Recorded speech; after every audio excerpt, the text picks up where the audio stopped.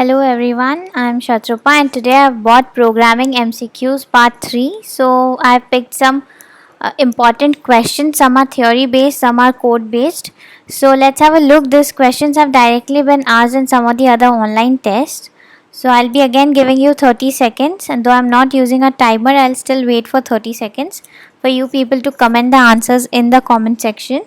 So this is the first question. Your 30 seconds starts now. Please try this and tell me the answer. Okay, this is a very simple one. Again, you need to know the concept. This one had probably come in TCS October 2020.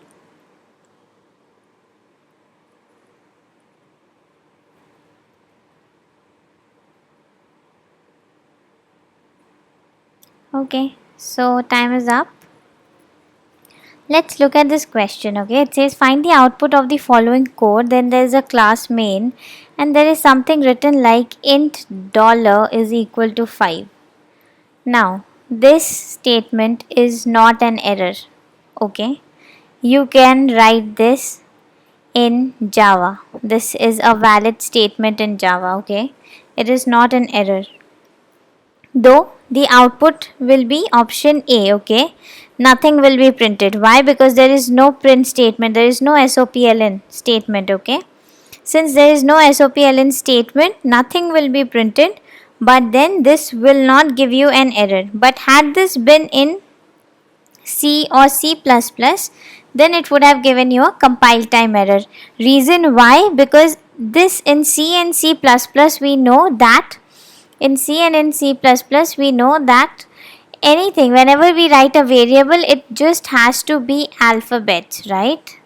The identifiers has to be alphabets. While in Java, you can have certain special character and dollar is one of them. Okay, it won't give you an error.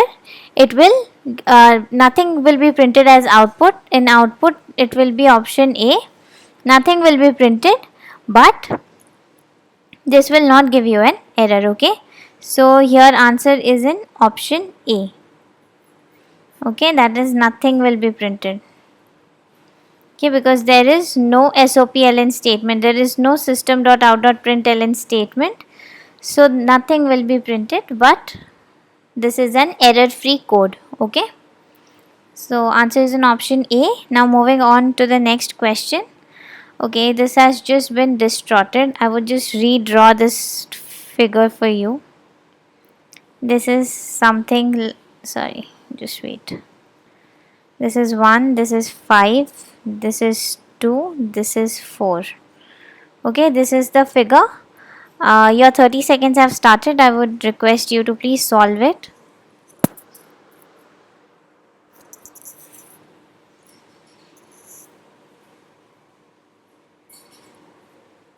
This is again easy one. Okay, all you need to know is again the concept. So if your data structure concepts are clear, then this one is a quite a easy chunk to fetch.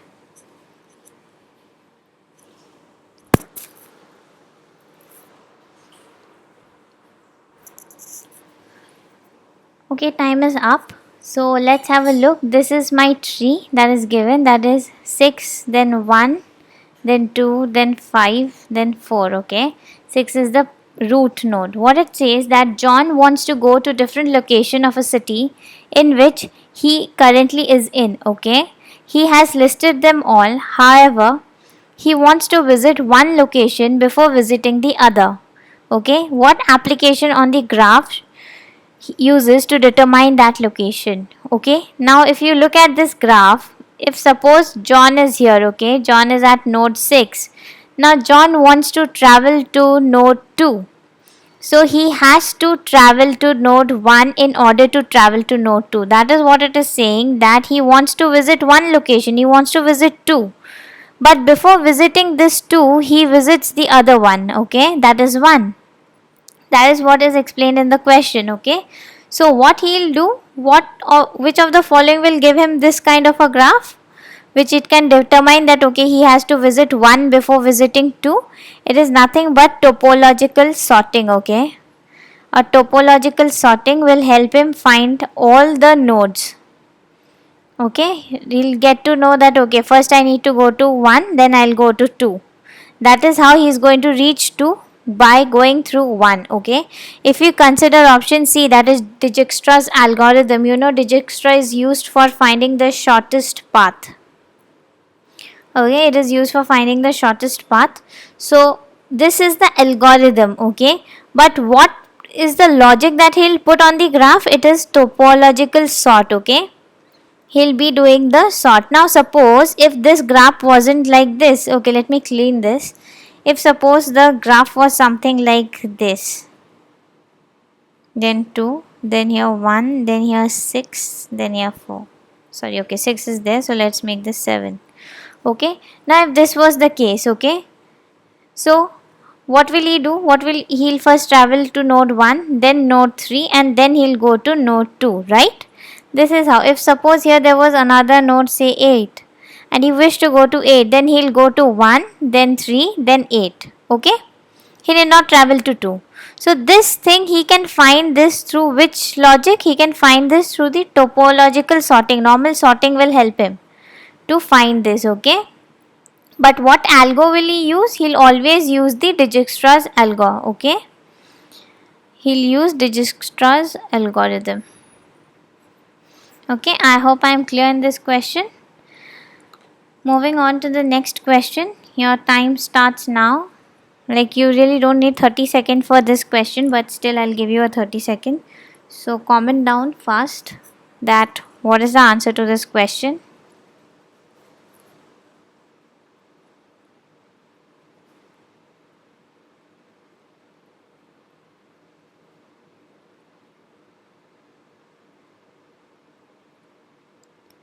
Okay, time is up. So there are two things. One is server based model, the other is the client based model. Okay, these are the two things that we really use in networking. One is the server and other is the client. Okay, one provides the service and other uses the service. That is the two thing. Okay, servers are always for providing services. Okay, the people working at the server end provide service while the client uses those services. Okay, so now it is saying which of the following is a server based model. Okay, which of the following is a server based model? Now request for information. Okay, that is not a server based model. Okay, cloud computing can be a server based model.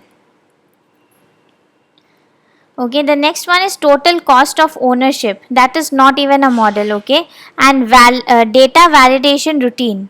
Okay, that is also not a model. So only one is a model, that is a server based model, that is cloud computing. Okay, and all the other three, they are not a server based model. Okay, they are the logic or the sequences that can be implemented anywhere.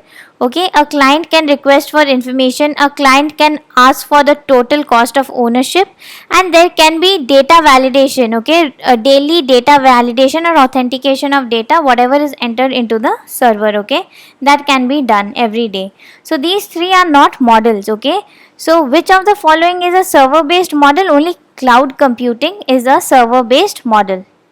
Okay, where all the data present in the server are stored in form of cloud, that is cloud computing. Okay, now moving on to the next statement, that is which of the following data structure is used to convert expressions from one form to another. Okay, your time starts now. This one is also very easy one. We have done questions based on this.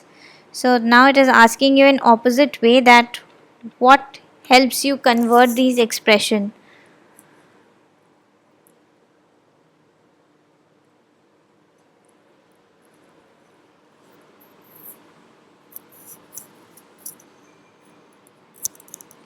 Okay, so time is up. Okay, so data structure that is used to convert one expression from one form to another. Suppose let's take an example. If I am given an infix and a prefix expression and I need to convert it into postfix,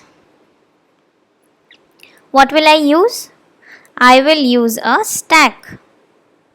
Okay, or suppose I am given a postfix expression and I am asked to evaluate, so I'll again use a stack.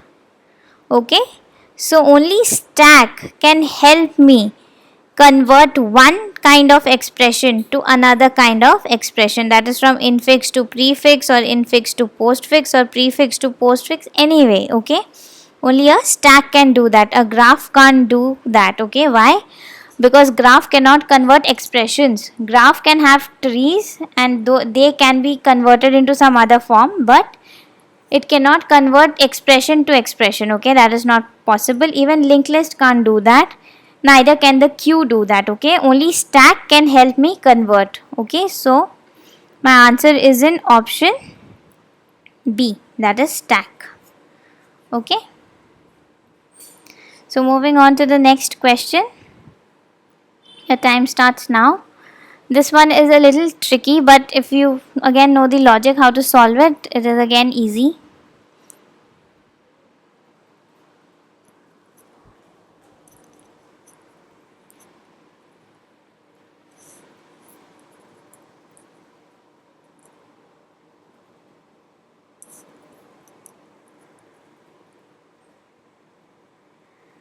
Okay, so time is up. So let's see this. Okay, it is saying that x is equal to 0. Okay, then there is a for loop which says for I is equal to 0, I less than 5 and I plus plus, right?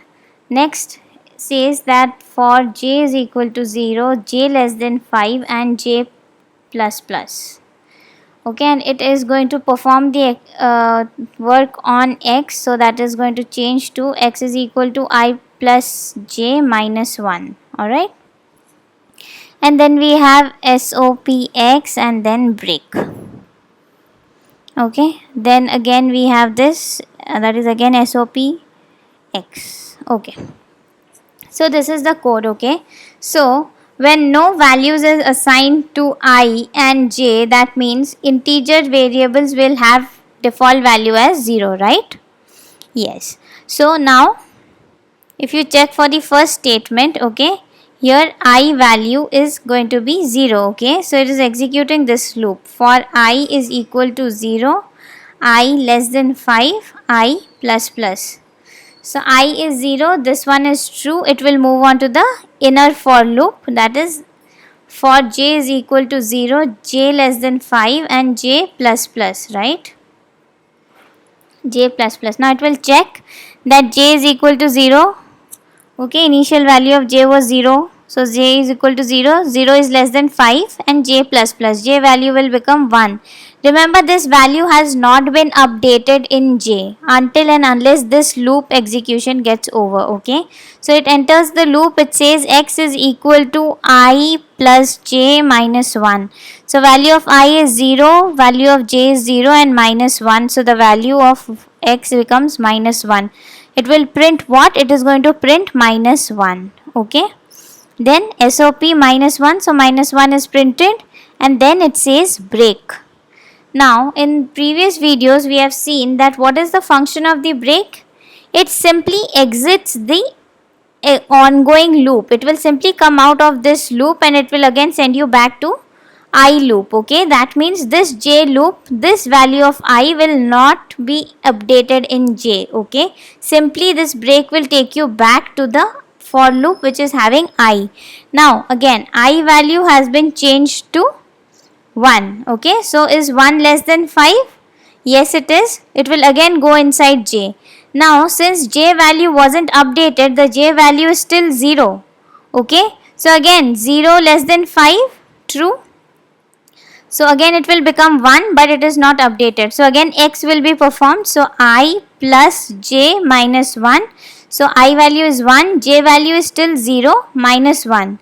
So plus 1 minus 1 gets cancelled, the value becomes 0, SOP x 0 will be printed. Again break. So again it will take you back to the for I statement. Okay, the loop having I variable. Okay, and it will exit this j value. So again this 1 did not get updated in j. Okay, so now again I value has been changed to 2. Okay, and again j value is still at 0. So again 0 less than 5, true. Again what it will do, x is equal to I plus j minus 1, which is equal to I is 2 plus j is 0 minus 1, which is 1. So 1 will be printed. Okay, again it has break, so again it will go back to the I statement. Okay, the for loop having I. So I value is now incremented to 3. Okay, j is equal to 0. So x is equal to I plus j minus 1.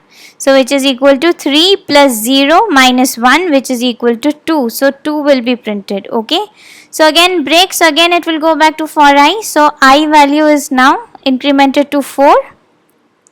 So 4, so j is still 0, so x is equal to 4 plus 0 minus 1, which is equal to 3.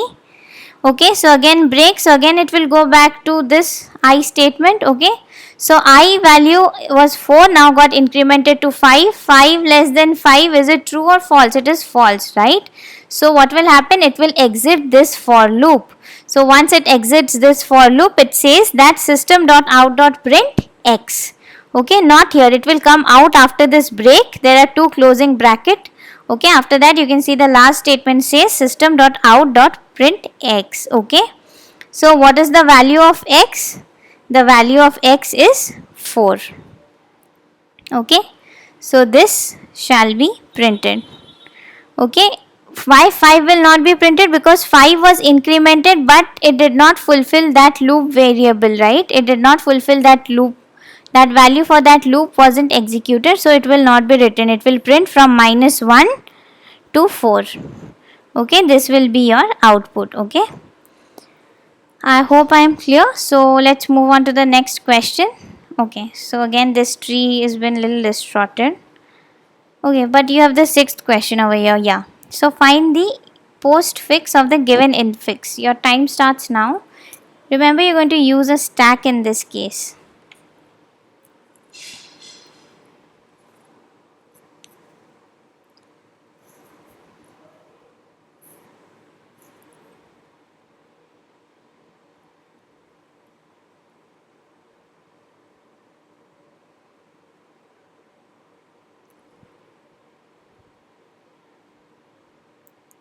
Yes, so time is up. So let's consider this given expression. Now let's take a stack. Okay, first let me draw a stack.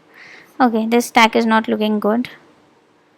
So let's take this stack. Okay, now whenever I am given an infix expression and I have to convert it to any other form, may that be postfix or prefix.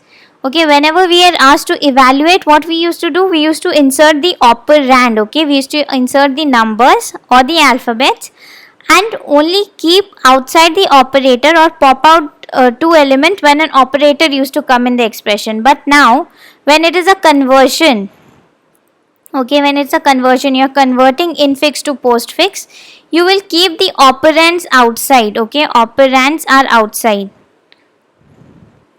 And what you will push in? You will push in the operators. Okay, you will push in the operators. And whenever you will come across a higher priority or precedent operator, then you will pop out the existing operator and you will solve that. Okay, so let's see how it will happen. Okay, we keep doing, we'll keep understanding that. Okay, so first one is an operand, I keep it outside. The next one is a operator, so I push it in. Okay, then again it is an operand, so I again write it outside. Again it is an operator, so I push it in. Okay, now you see this division is having higher precedence than plus. Why? I hope we all remember BODMAS. Okay, so division has higher precedence than addition. Okay, so nothing to do, these will be as it is. Okay,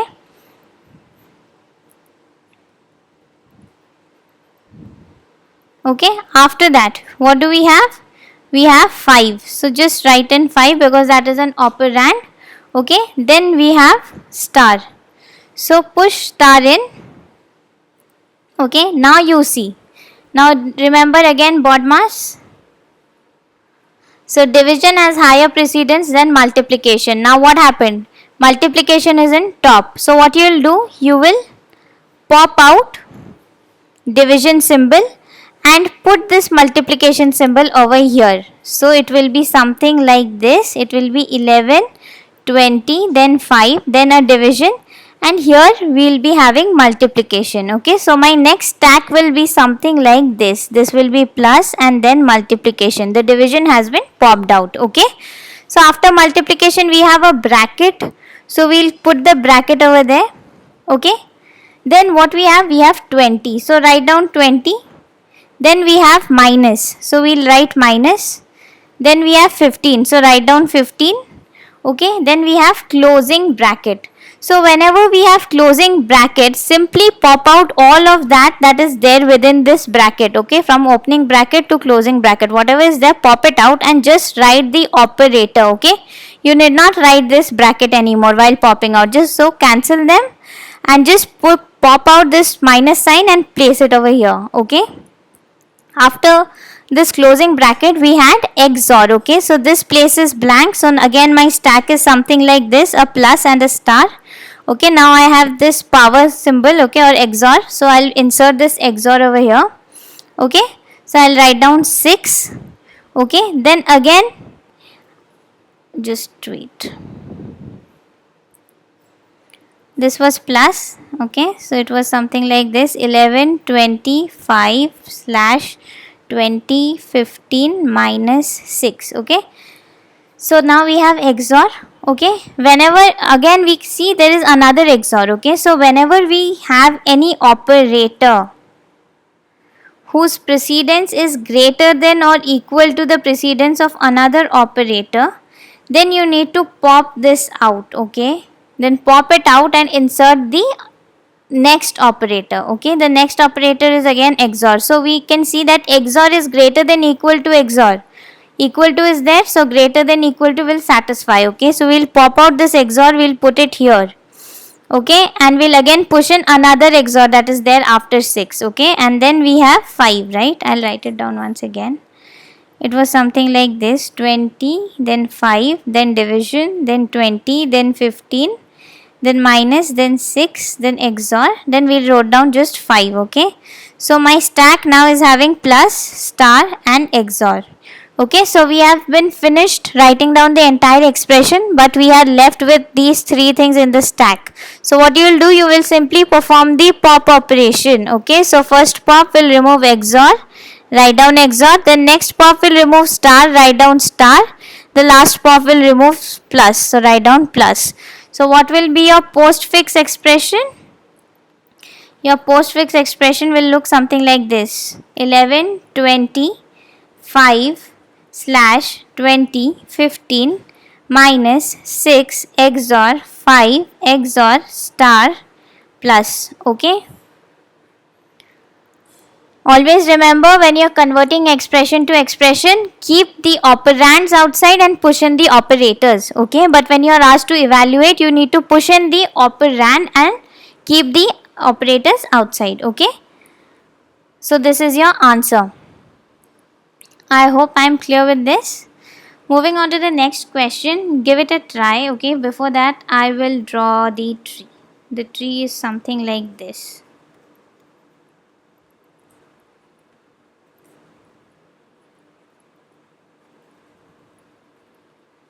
Okay, this is the tree. Your time starts now. You need to find the pre-order of this given tree.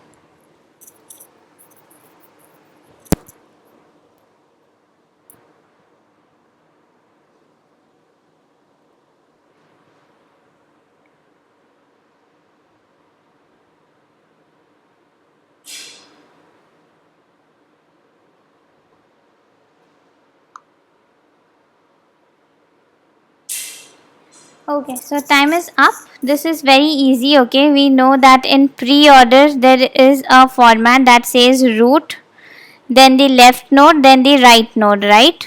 So we start with the root is A, then the left node is B. Now we see that B has some children, so we'll write again with D, that is left. Then E is the right. Now E is having a right child, no left child, so we'll write down H. Then we see A has a right child, that is C. Then C has left child as F. Then G has the right child, and I is there as the right child of F. Okay, so this is the structure.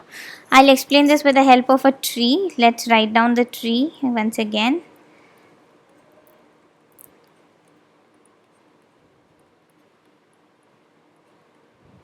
Okay, so first the root node. So the root node is A. Then the left child, that is B. Now B has become the root. So root is having two children, D and E. So first we'll write the D child. Okay, now D child is the left child and left child does not have any other child. So we move on to the right child, that is E. Now right child has one more right child, that is H. So write it down. Now the tree, this tree is completely over. Okay, so move on to C. Now C has a left child, that is F. Now F has a right child, that is I, and now F has no more child, so move on to the, so this tree is complete, so move on to the next part, that is G, and G has no child, so even this tree is complete, and in all if you see the entire tree is complete. So this is the pre-order A, B, D, E, H, C, F, I, G. Okay, this is the answer. So moving on to the next question. For the 8th question, your time starts now. In 8th question, try eliminating the options. Okay, it is not possible that you put on every value and check for it. Try eliminating options.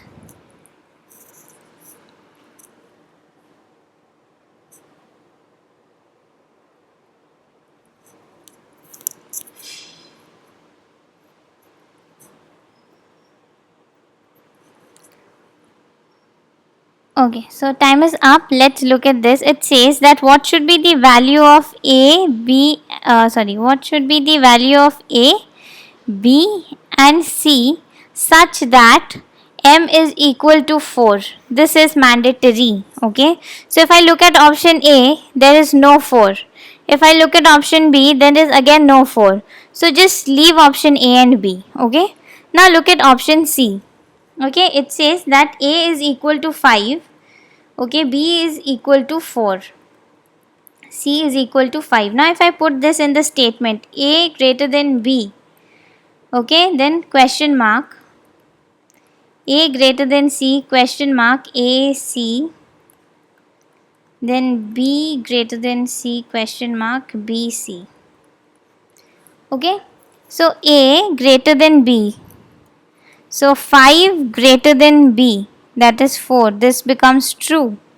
Okay, if this is true, then you see the question mark, then there is colon over here, then here something is there.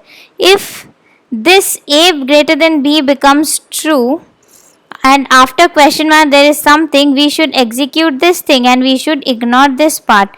This means this B greater than C, question mark, B, C shall be cancelled out. This shall be omitted. Okay, you cannot consider this. This will be ignored. Now if you see, the output only has A colon C in this part.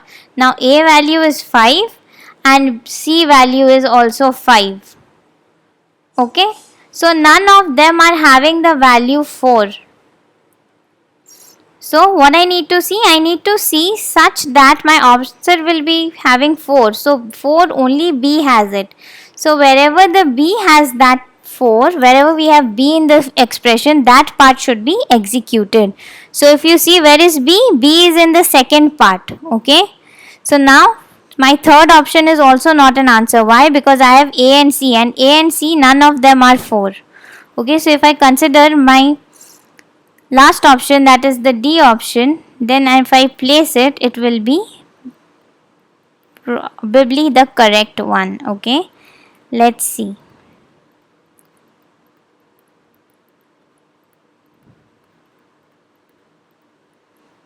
Okay, so A's value is 3, 3 greater than 4, false. So this will not be executed. What we have? We have only the last one. Okay, so 4 greater than 2, this is true. So value of 4 is B is 4 and C is 2. So when this is true, this will be printed and not this. So your answer is in option D. Okay, I hope I am clear. So always go for elimination method in such cases, need not solve for the entire thing. Okay, so now moving on to the next question. This is again a concept based question. Your time starts now.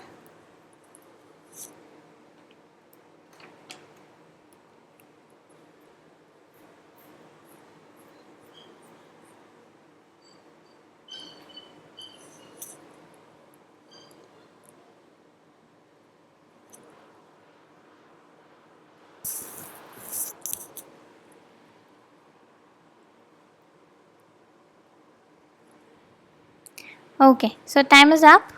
It is asking you to round off 6.23 to 7. Okay.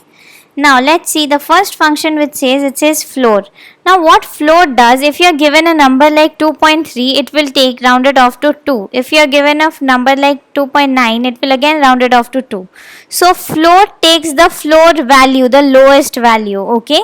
And what is ceil? Ceil is nothing but ceiling, the top value. Okay. So if I am writing 2.3, it will round it off to 3. If I am writing 2.9, that also will be rounded off to 3. Okay. So you see they all are going to take only single values. So B and C, these two are not an option. Okay, so from A and D, which one will be correct? The D will be correct. Why? The ceil will take the top value, the next value. So if I need to convert 6.23 into 7, I have to write here ceil. Okay, then only it will round it off to the higher side. If I write here floor, then it will give the value of 6.23 as 6, because it will take the floor value or the lower value. Okay, but ceil will take the higher value. So answer is in option D, which says ceil 6.23. Okay, answer is in option D. So this is this simple, and all these questions have been asked in some of the other online tests, especially in TCS. So moving on to the last question for the day. Let's have a look at this question. I give you 30 seconds. Your time starts now. This is one of the most frequently asked questions by TCS, this kind of question. Okay. We have solved 2 to 3 questions like this. So please do it fast.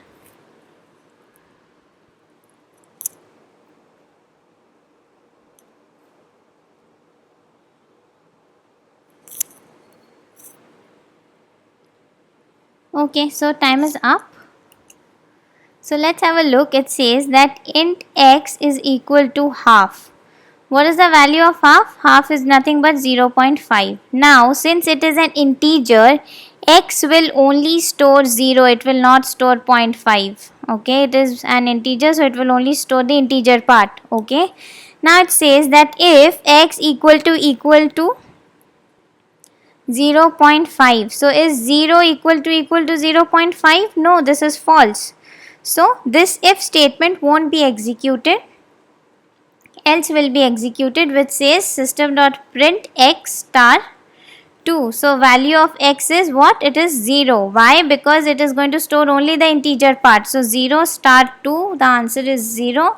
So your output is in option C, that is 0. Okay. I hope I am clear. Always in such questions go for the conversion. Okay, and just think this is normal. People often do that. Okay, 0.5, this is also 0.5. Yeah, this will be executed. No, it is integer. Okay, so integer will only store 0. It will not store 0.5. So 0 is not equal to 0.5. Okay, I hope I am clear. So this is all from my side for today. So thank you.